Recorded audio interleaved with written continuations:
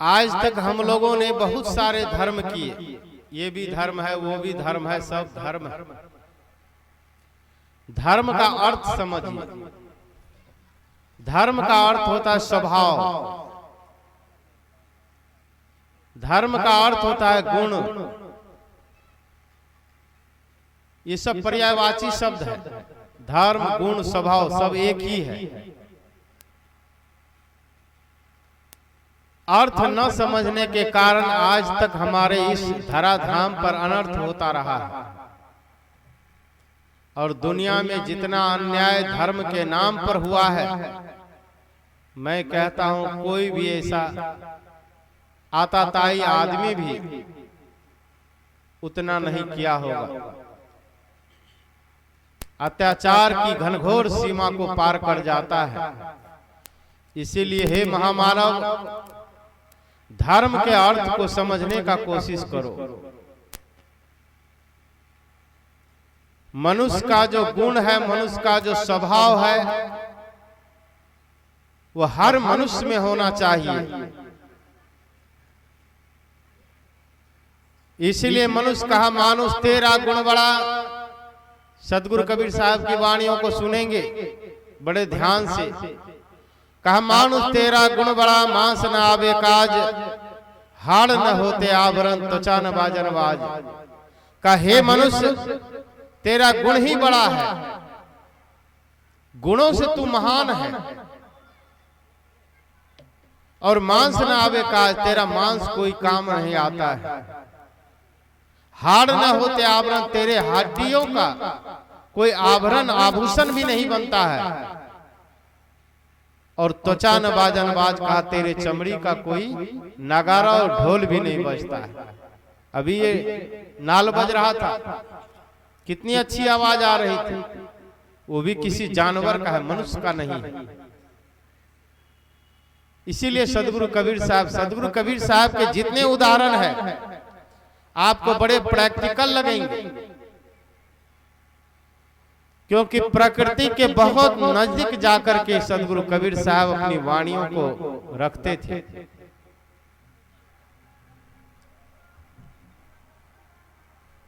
तो सदगुरु कबीर साहब के विचारधाराओं से पूरा लाभ लेने के लिए उनको समझना बहुत आवश्यक है। तो मनुष्य का धर्म क्या है, मनुष्य का स्वभाव क्या है, मनुष्य में गुण कैसा होना चाहिए। मैंने कहा ना, चाहे हिंदू हो, मुसलमान हो, सिख हो, ईसाई हो, जैन हो, बौद्ध हो, जिसको सच कहते हो, सत्य कहते हो, हम लोग सत्य कहते हैं, साचा कहते हैं। मुसलमानों में उसको ईमान कहा जाता है। शब्दों का फेर मिलेगा, गुण तो वही रहेगा। मनुष्य अपने गुणों से यदि गुणहीन हो जाएगा, वो चाहे किसी जाति में हो, वो वहां पर गुनहगार कहलाएगा। इसलिए मनुष्य के गुण है दया, क्षमा, संतोष, सत्यशील, विचार, विवेक, इष्ट, भक्ति। यह अष्ट महासद्गुण, वो हिंदू हो, मुसलमान हो, सिख हो, ईसाई हो, जैन हो, बौद्ध हो, शब्दों का बंधुओं अंतर पड़ेगा, अपनाना तो पड़ेगा ही। और जब तक ये अष्ट महासद्गुण, मनुष्य का ये धन, मनुष्य का ये धर्म गुण उनके अंदर नहीं होगा, तो मनुष्य वो महान नहीं हो सकता है। वही मनुष्य अधम कहलाता है, वही गुणहीन कहलाता है, वही नीच कहलाता है। इसीलिए मनुष्यों में जो महान हुए,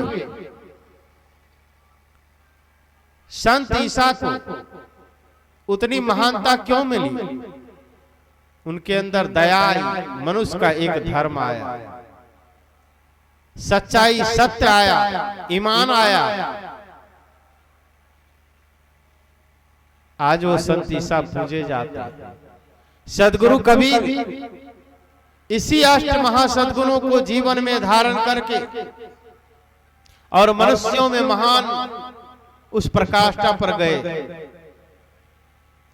पहले धारण करो, कहा धारण कभी करो तभी होगा कल्याण। इसीलिए मनुष्य के सद्गुणों को तो धारण करना पड़ेगा। बंधुओं, आप देखे होंगे समाज में जो व्यक्ति रहते हैं, जिसमें जितना सद्गुण होता है वो उतने पूजे जाते हैं। है सही कि नहीं? गांव में आप पंचायत बैठाते हैं, पंचायत में आप पूछते हैं, अरे भाई पंचायत में किसको बुलाना चाहिए, कौन ऐसा व्यक्ति है जो सही सही कह सकता है, उन्हीं को बुलाओ। दो मुख बोलने वाले बहुत लोग हैं, सही निर्णय नहीं करेगा, मेरे पैसे और समय दोनों बर्बाद होगा। दो पांच आदमी जो ईमानदार होते कहते हैं हाँ अमुक व्यक्ति को बुलाओ, सही सही कहेगा, झूठ नहीं बोलेगा, वो झूठ नहीं बोलता है, ईमानदार आदमी है, सच्चा आदमी है, उन्हीं को बुलाओ, वो सही निर्णय करेगा। क्या समाज में उनका पूजा हुआ कि नहीं हुआ? हमारे में ये कमी है और अपनी कमी को हम दूर करना नहीं चाहते। बंधुओं, सदगुरु कबीर साहब ने कहा, करो विचार जो शब्द बुझाए। विचार करके तो देखें। झूठ बोलने से पता नहीं कितने झूठ बोलने से कितने पाप हम करते हैं और उसकी सजा खुद भुगतते रहते हैं, तो भी धर्म की तरफ एक बार भी नजर नहीं जाती। कहा, हे मनुष्य, ये धर्म किसी की बपोती नहीं है। कोई धर्म के वाचक यदि कह दे कि मैं धर्म का प्रसाद तुम्हें दे रहा हूं अपनी तरफ से, कहा वो उसकी नहीं है, वो तेरी अपनी संपत्ति है और अपनी संपत्ति को अपने ले ले। ये सद्गुण जो है पैसा लगेगा? बताइए। सत्य बोलना, सत्य के मार्ग पर चलना, इसके लिए पैसा लगेगा? किसी को भी कोई कीमत, ये आपकी चीज है। संत सिर्फ जगाते हैं, सब कुछ आपके अंदर है। झूठ भी है, पाप भी है, सच भी है, धर्म भी है, ईमान भी है। संत कहते हैं अपनी शक्ति को समझो और अपने शक्ति को उसको धारण करो, आप महान हो जाओगे। हे मनुष्य, तुम दुखी क्यों हो? क्योंकि तुम्हारे गुण, तुम्हारे धर्म तुम्हारे में नहीं है। मनुष्य के धर्म मनुष्य में नहीं है, जिसके कारण हम दुखी हैं। इसलिए हम अपने धर्म पर चलें। कहा, दया धर्म का मूल है, पाप मूल अभिमान, तुलसी दया न छाड़िए जबलक घट में प्राण। दयावान होना चाहिए, जीवों के प्रति दया हो, किसी की हिंसा न करें, हत्या न करें। हत्या एक प्रकार से नहीं होता है कि आप हथियार से हत्या कर दिए। कहा, तन, मन और वचन तीनों से हत्या व्यक्ति करता है। किसी को मार नहीं पाता, लेकिन मने मन उसको कुट्टी काटता रहता है, नहीं करता है, मार देते उसको, ऐसा कह देता है। कहा, मन से भी न हत्या सोचो, मन से भी हिंसा न सोचो, वो भी हिंसा हो जाता है। और तन से भी नहीं करना है और वचन से भी नहीं करना है। सदगुरु कबीर साहब ने कहा, शब्द ही मारा गिर पड़ा, शब्द ही छोड़ा राज, जिन जिन शब्द विवेक किया तिनका सर्गो काज। कहा, ऐसे शब्द न छोड़ो कि आदमी मर जाए, नहीं मरता है। पति ने ऐसे शब्द पत्नी को बोला कि पत्नी आत्महत्या कर ली, मर गया कि नहीं मरा? नहीं मरता है। अब पत्नी ऐसे शब्द बोल देती है कि पति घर छोड़ के भाग जाता है। भागता है कि नहीं? कोई न कोई भाग ही जाता है। अब पत्नी भी भागती है कि नहीं? नहरा चली जाती है। ऐसे शब्द का चोट लगता है तो हत्या हुई कि नहीं? आदमी के मन को कष्ट कर दे, कष्टित कर दे। का मधुर वचन है औषधि, कटुक वचन है तीर, और श्रवण द्वार हो संचरे साले सकल शरीर। का इस कान के द्वारा घुसता है और पूरे शरीर को साल देता है। ऐसे शब्द का चोट न करें। शब्द का चोट हम लोग भी करते हैं, लेकिन किसी के दिल दुखाने के लिए नहीं करते हैं बंधुओं। हम लोग जगाने के लिए करते हैं कि पाप से जग जाओ, पुण्य की ओर भागो, पाप न करो, इसीलिए चोट देते हैं। कहा गुरु कैसे होते हैं? गुरु कुम्हार शिष्य कुंभ है, गढ़ी गढ़ी काढ़े खोट, अंदर हाथ सहार दे, बाहर मारे चोट। बाहर बाहर चोट देते हैं, अंदर से सहारा देते हैं। कौन सा? धर्म का। ये जो धन गुण अपना स्वभाव है, का हे मनुष्य तेरा स्वभाव तुम अपने अंदर में ले आओ, तुम महान हो जाओगे। तुम्हारे अंदर दया होनी चाहिए, क्षमा होनी चाहिए, संतोष होना चाहिए, धैर्य होना चाहिए, सत्य होना चाहिए, शीलवान होना चाहिए, जो कहे वो करे, कहता जो करता रही मुख के बड़े लबार, कबीर साहब ने कहा। इसीलिए जो कहता है वो करता नहीं है, वो लबरा कहलाता है। तो लबार न बने।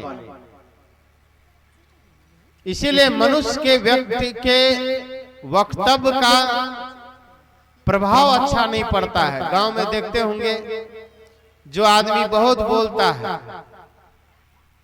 और अपने वचनों पर ध्यान नहीं देता है, कहता है वैसे करता नहीं है, कहता है हो ये वैसे बकबक करता है, जाने दो।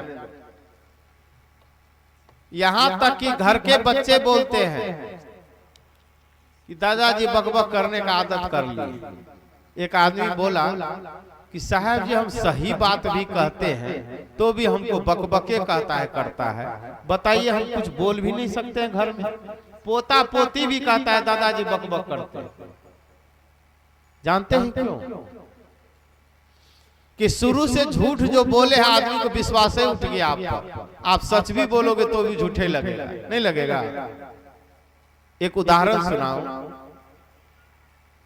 एक गांव में कभी कभी शेर आ जाया करता था। एक लड़का जो थोड़ा मंद बुद्धि का था, उसने सोचा कि गांव वाले को बेवकूफ बनाओ। तो गांव से बाहर गया। जब थोड़ा अंधेरा हुआ, 7-8 बजे होंगे शाम के, तो वहां जाके कहता है कि भाग जाओ भाग जाओ, शेर आ गया, दौड़ो दौड़ो। गांव वाले सब लाठी डंडा लेकर के दौड़े। वहां पूछे शेर कहाँ है? कहा मैं तो मजाक कर रहा था। गांव वाले ने कहा कि बेवकूफ आदमी है ये, कितना समय बर्बाद किया। सब लोग दौड़ के आए, ठंडा का समय रहा।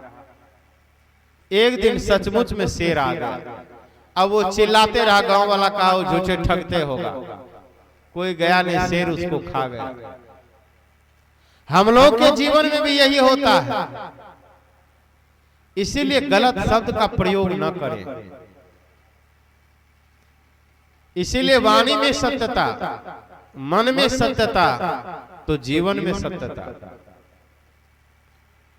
तन मन और वचन तीनों शुद्ध करना पड़ेगा, तब धर्म का स्वरूप उतरेगा।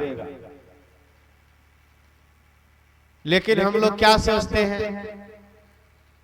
धर्म क्या है? अगरबत्ती जला लो, 1 किलो लड्डू ले आओ, अब बजरंग बली को चढ़ा दो, अगरबत्ती दिखा चले और धर्म हो गया। यहां से कांवर उठाए, आज बाबा धाम चले गए और वहां 1 लोटा जल चढ़ा दिए और घूमते फिरते आ गए, बस धर्म हो गया। वो धर्म नहीं है, वो आपके मन को घुमाने के लिए तीर्थ स्थल है।